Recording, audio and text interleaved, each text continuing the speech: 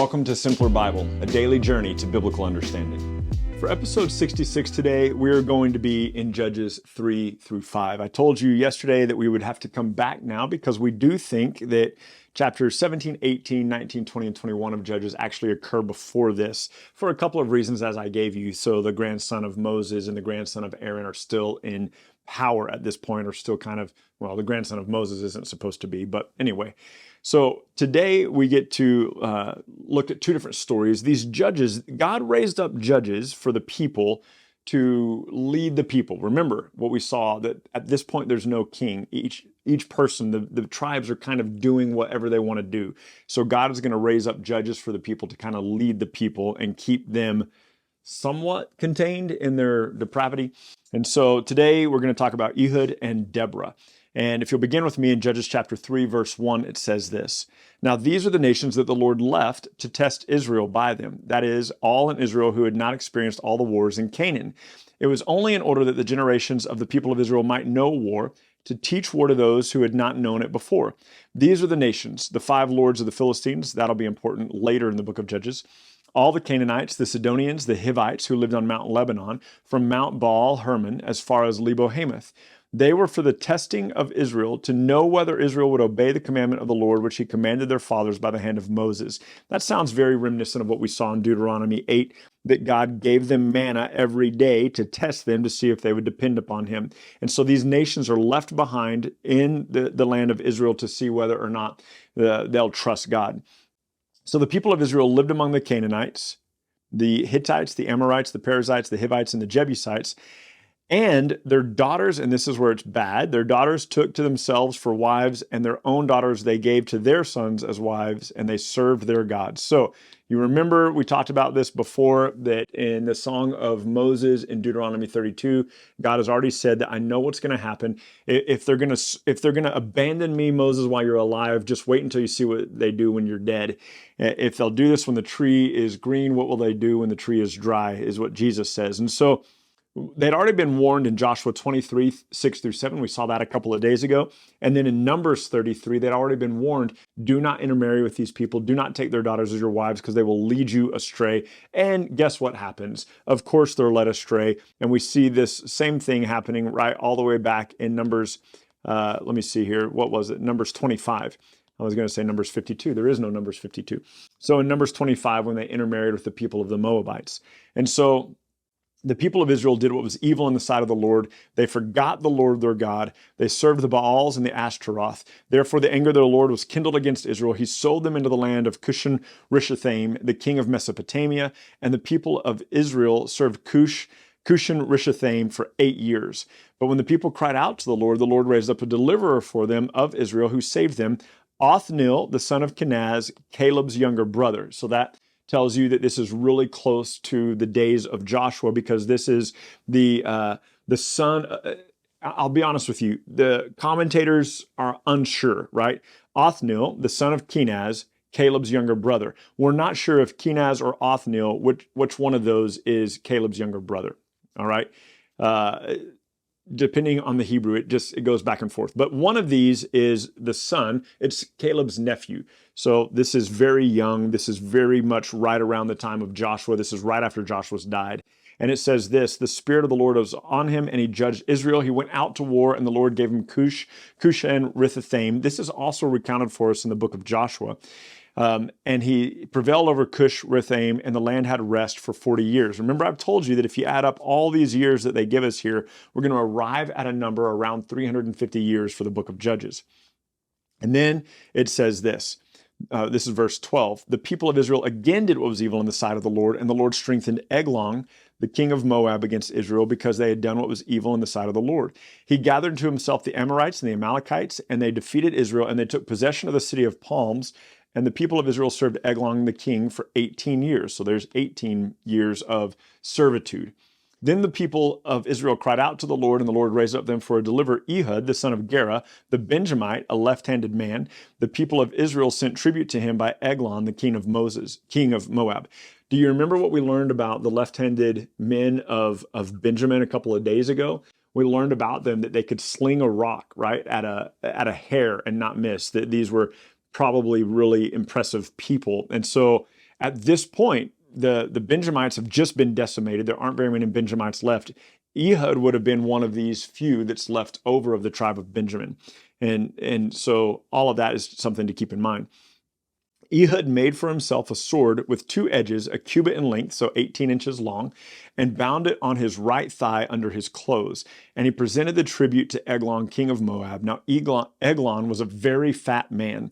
And when Ehud had finished presenting the tribute, he sent away the people who carried the tribute, but he himself turned back at the idols near Gilgal, we remember that city, and said, I have a secret message for you, O king. And he commanded silence, and all of his attendants went out from his presence. So here's the situation. Ehud has been entrusted by the Israelites to bring a tribute to the king of Moab, Eglon, and say, hey, here's your tribute so you won't kill us all. And Ehud has done that with an entourage of people. And he goes, hey, king, I have a secret message for you. And so the king sends all of his servants out. Ehud's companions have left. And it's just the king and Ehud together in this upper room of the king. And the idea that he's a left-handed man and that he has the sword on his right inner thigh, you can't see my inner thigh, but right, that would be inappropriate for this video anyway. And now I can see that Colin's going to want to make a very funny scene about that whole deal. So the idea was that most people weren't left-handed, and as they're not today. And so the idea being that maybe they didn't find the sword because they didn't consider that he would be left-handed. Who knows? But he comes up to the king of Moab. He goes, I got a secret message for you from God. And he goes, okay, great. What is it?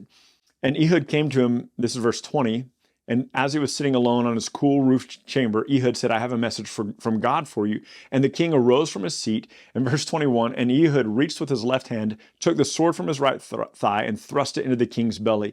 And the hilt also went in after the blade, and the fat closed over the blade, and he did not pull the sword out of his belly, and the dung came out. So Ehud with his left hand stabs King Eglon. And he's so fat that the sword just goes into his belly and is hidden by the fat. And Ehud just leaves it there, and the dung pours out of his bowels. And it says, and this is a really gross scene, but if you're a little boy, you're like, dude, that's crazy cool. And it just sticks in your head. And maybe that's why I've always thought this story was cool. So verse 23, then Ehud went out into the porch, closed the doors of the roof chamber behind him, and locked them. When he had gone, and this part I've always thought was funny, when he had gone, the servants of the king came, and when they saw that the doors of the roof chamber were locked, they said, oh, he's relieving himself in the closet of the cool chamber. So they're like, oh, the king locked the door because he's using the restroom in there. He didn't want to be bothered. He didn't want somebody just to barge in, right? And they waited until they were embarrassed. In other words, they waited to the point where they're like, dude, something is seriously wrong with the king if he's still pooping. Like, that's what they're thinking at this point. And so they finally opened the doors. They took the key. They opened the doors. This is verse 25. And there was their king, the Lord, dead on the floor. Ehud escaped while they delayed, and he passed on beyond the idols and escaped to Sarah. And when he arrived, he sounded the trumpet on the hill in the country of Ephraim. And then the people of Israel went down with him from the hill country, and he was their leader. And he said, follow after me, for the Lord has given your enemies, the Moabites, into your hands. And they went down after him, and they seized the fords of the Jordan against the Moabites, and did not allow anyone to pass over. At that time, they killed 10,000 of the Moabites, all strong, able-bodied men. Not a single man escaped. And Moab was subdued that day under the hand of Israel, and the land had rest for 80 years. After him was Shamgar. We only have Shamgar mentioned in a couple of verses. This is one. After him was Shamgar, the son of Anath, who killed 600 of the Philistines with an ox goad, and he also saved Israel. So an ox goad is like a little stick or a prong to kind of like get the ox to move along, right? The ox isn't moving, so you kind of poke him in the hindquarters to get him moving. This dude went out and killed 600 Philistines with a pointy stick.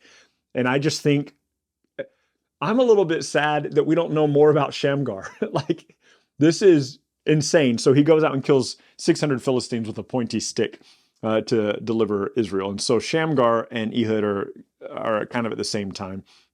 Chapter 4 introduces us to Deborah and a man named Barak. And so pick up with me in chapter 4, verse 1. The people of Israel again did what was evil in the sight of the Lord after Ehud died, and the Lord sold them into the hand of Jabin, the king of Canaan, who reigned in Hazor. The commander of his army was Sisera, who lived in Harosheth Hagoyim, however you say that. And then the people of Israel cried out to the Lord for help, for he had chariots of iron and had oppressed the people cruelly for 20 years. So here's another 20 years.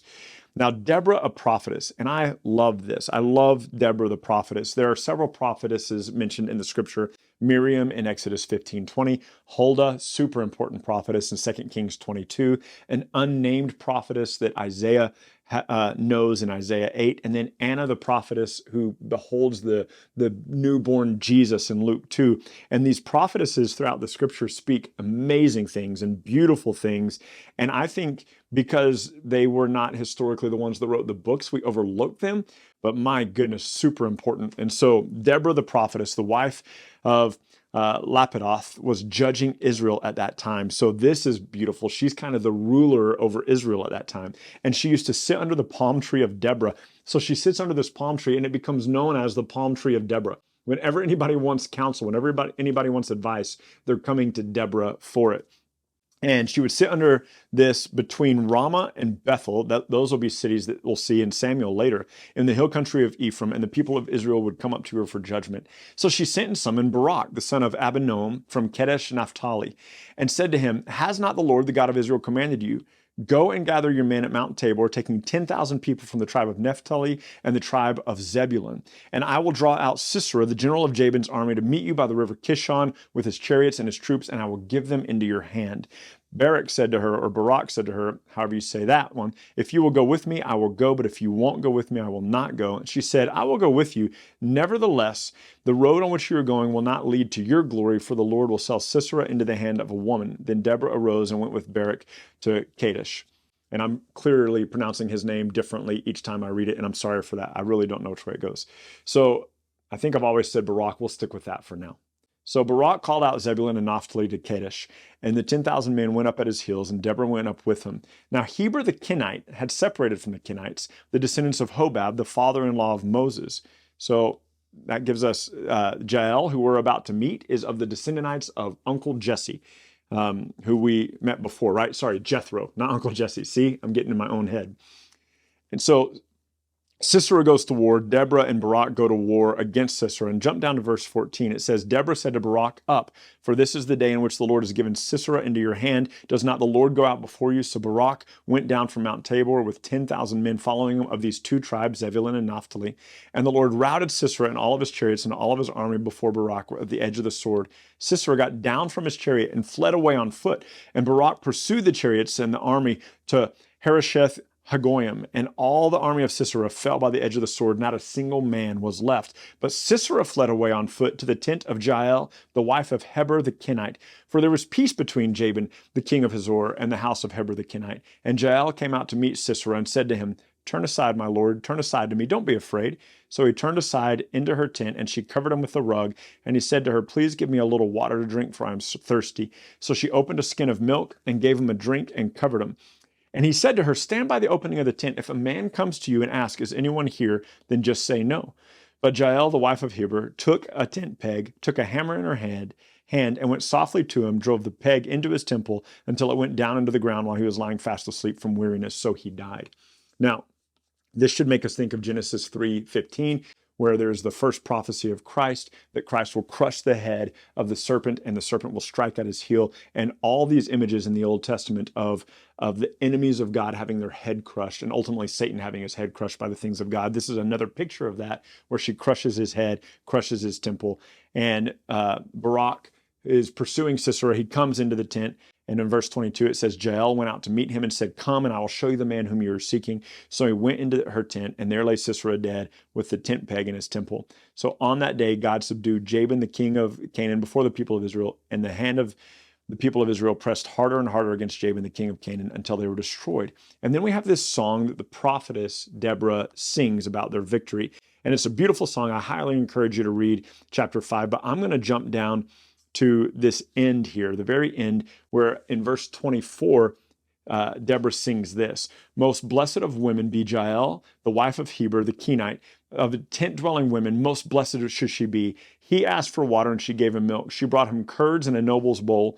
She set her hand to the tent peg and her right hand to the workman's mallet. She struck Sisera. She crushed his head. She shattered and pierced his temple.